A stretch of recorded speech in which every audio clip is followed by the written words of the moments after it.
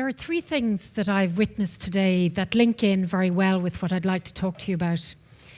The first is, on this stage, on this day, in this place in Pearse Street in Dublin, we've witnessed some extraordinary evidence of the potential of youth. The second thing is, through the great organisation of the young people in Future Voices, we've seen the taking of great responsibility. And the third thing that we've witnessed is how, when young people use their own voice, the potential they have to influence. Now, my first experience of attempting to take responsibility and finding my own voice was when I was 11. It was a very vivid memory for me. I was in primary school. At that time, we had teachers who did teaching practice for 2 weeks. And at the end of the 2 weeks, it was traditional to give the teachers a present. We also had a very strict teacher called Sister Patricia. And Sister Patricia gave us strict instructions not to give the present on the last day until the very end of the day. So when Sister Patricia went out of the room for coffee, I thought it was timely to have a meeting and suggest to my class colleagues that we disregard the advice of Sister Patricia and that we rethink the possibilities of this last day with somebody that we all really, really liked. And I'm not going to make any sexist remarks, but we were all 11, quite infatuated with somebody who looked like Starsky and Hutch, for those of you who might remember. But he was also very kind and very understanding, so he was an all-round good person with a huge potential to allow us off early or potentially allow us off homework if we gave the present early in the morning. So we agreed. We didn't have full consensus that we would give the present. I had a couple of dissenting voices, to which I assured them that I would take full responsibility and they didn't need to worry. But the consequences for me personally were not good. The present was given, we did get our homework, we didn't get off early, and Sister Patricia was very unhappy with me. I got detention, and I remember standing there, I remember physically standing there and hanging my head in kind of faux shame for what I had done, and listening to a tirade about how bad I was and how I wasn't as good as my sister. But that story reminds me of young people finding their voices and also about hearing young people's voices. And traditionally in Ireland, sadly, we have a very poor history of hearing young people's voices. You'll remember the 130,000 young people, and when I say young people, I'm not talking only about children, but young people into their teens and some people into their early 20s, who were mistreated in institutions right across Ireland. And the adults, when those reports were published, said, "We didn't know about it. Shame they didn't tell us. We might have done something if they'd told us." For the now numerous reports that exist about the way young people have been treated in Ireland, it is worth, if you have time, reading some of those reports.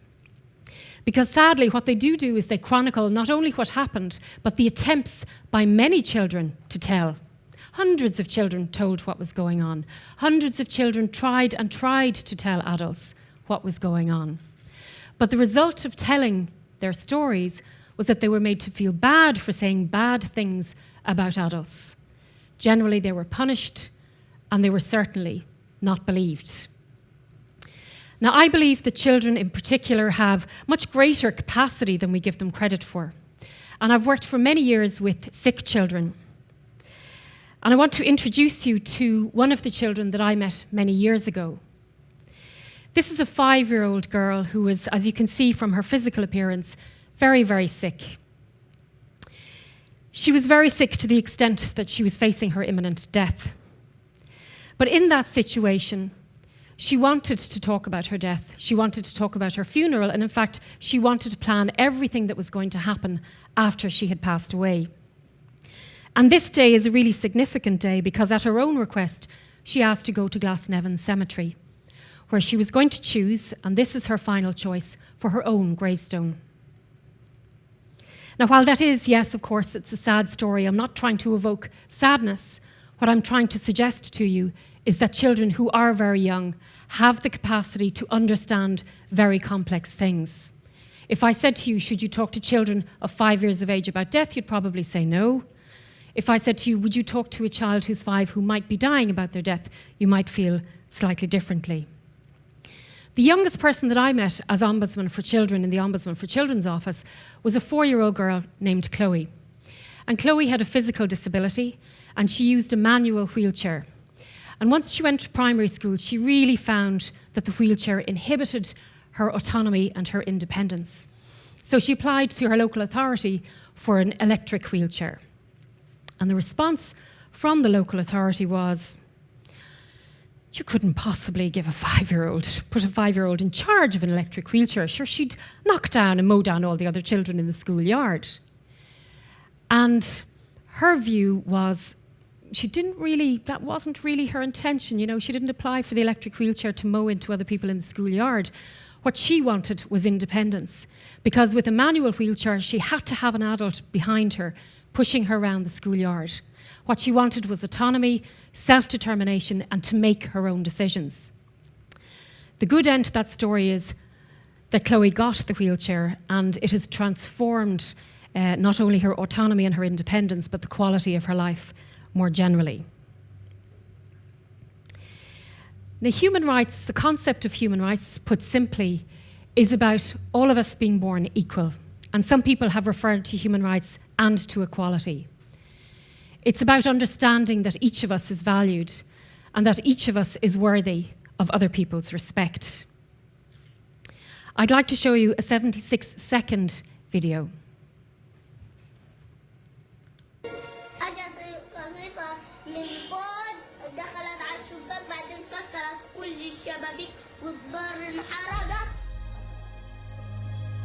ليش هم كسروا غرابك كسروا لعبة لسه في كثير غراب ساعوا كله رميناه على الزبالة والأواعي رميناها على الزبالة بنشقت من دور الناس أواعي للبيت وحتى الأكل اللي بناكل فيه ريحته غاز ومش راضيين نصب أواعينا وهينا لابسين غاز لو تشموهم أواعينا خلي الجود يجوا ويشموا أواعينا ويشوفوا دارنا كل ما نيجي نتحمم في الدار نيجي نعمل بنشوف الريحة كلها كتلتنا كتل هاي الأواعي شوف ها ما لمناهم مش غير شم غير ليش كده سووا حتى نظرت لأبويا جاب لي إياها ما فرحتش عليها حتى الإسورة الأم جابتها الحلب الخواتم ما فرحتش عليهم كيف بتفرح عليهم والعقد وهداك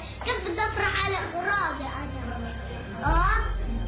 نفرح على أغراضنا بإيش أنا بروح المدرسة كل يوم بسمع الطخ أنا بخاف من الطخ حتى بصير راجف لما نشوف. She's an amazing young girl and a very strong young girl. At first, when you see that video, it's a little bit confusing at the beginning. Then you're captivated. You're captivated by her spirit.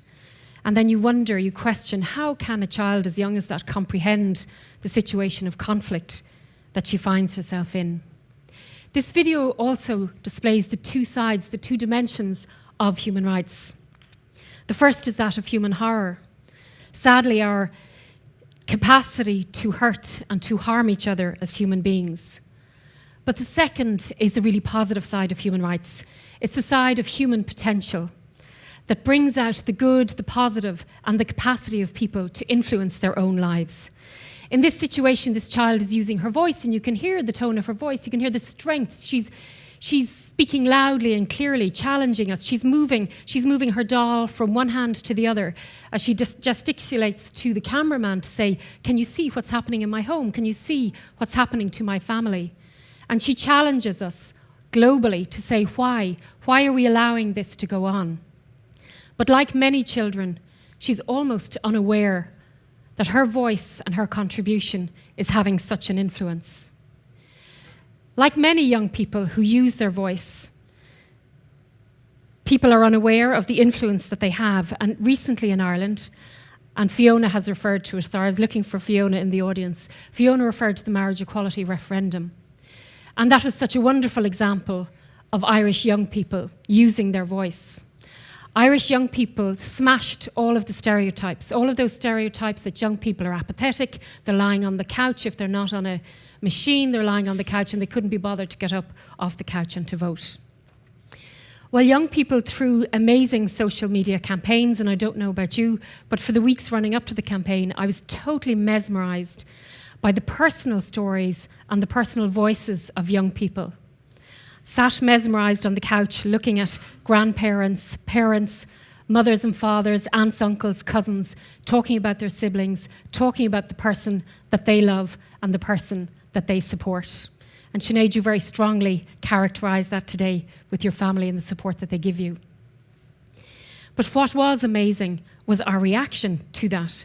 And while for some young people, they were a little bit unhappy, well, more than unhappy, that the majority should have been even asked whether they were worthy, whether they would be equal, or whether they were worthy of their respect, the outcome was great. The result was great. And young people and their voice and their influence has changed Ireland forever in terms of LGBT rights. So what we have to do is not to forget, let's not sweep the past under the carpet, because we've so much to learn from the mistakes we made in terms of hearing young people's voices in the past. Let's open our eyes, as Fiona said, to the present, to the great things that are going on in the present. And I have to say today has filled me with such hope for future voices.